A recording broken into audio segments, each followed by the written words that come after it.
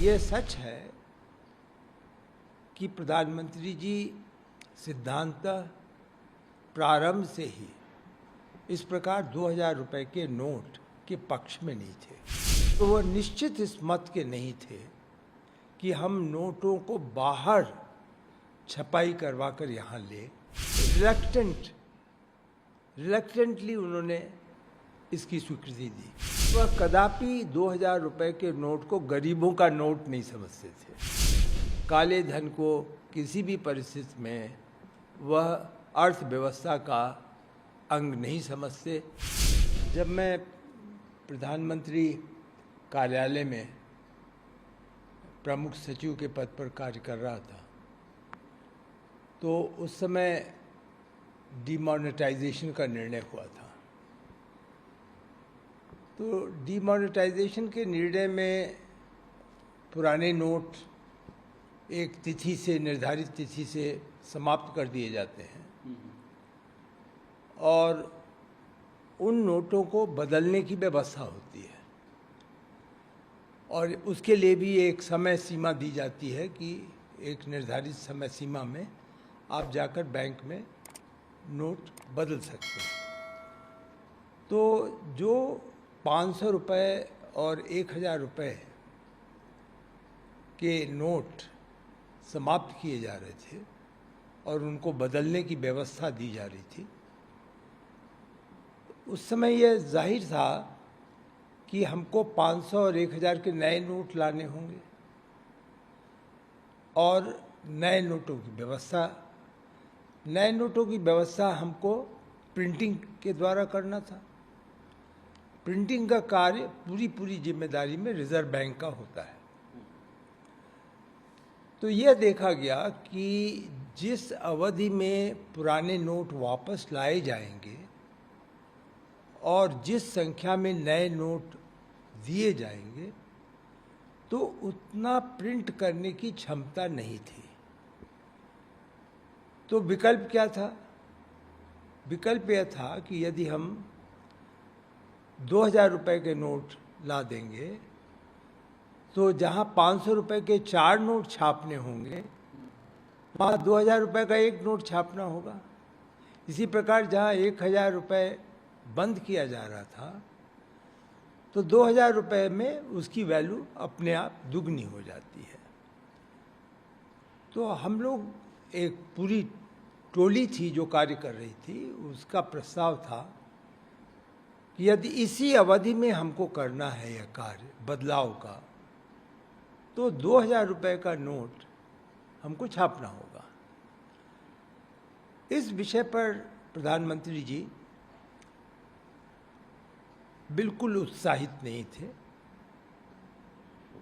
और उनका स्पष्ट मत था कि यदि हम 1000 रुपए के नोट बंद कर रहे हैं और उसके स्थान पे 2000 रुपए के नोट ला रहे हैं, तो लोग कैसे समझेंगे कि यह काले धन को समाप्त करने या उसको कम करने का प्रयास है। क्योंकि एक बड़ा नोट जब आएगा तो लोगों को अपने पास रखने की क्षमता, सुविधा आसान हो जाएगी। इसलिए वह इस मत के नहीं थे। लेकिन उनके समक्ष जब करेंसी की कंपनियां, जो नोट छापने की कंपनी है हमारे यहाँ, प्रिंटिंग प्रेस, उनकी क्षमता बताई गई, उनके बारे में बताया गया कि 2 शिफ्ट 3 शिफ्ट में भी करें तो कितना कर सकते हैं। और वह निश्चित इस मत के नहीं थे कि हम नोटों को बाहर छपाई करवाकर यहाँ ले। तो विकल्प यही रह गया था कि हमको एक सीमित अवधि में 2000 रुपए के नोट छापने होंगे। इसलिए यह सच है कि प्रधानमंत्री जी सिद्धांतः प्रारंभ से ही इस प्रकार 2000 रुपए के नोट के पक्ष में नहीं थे।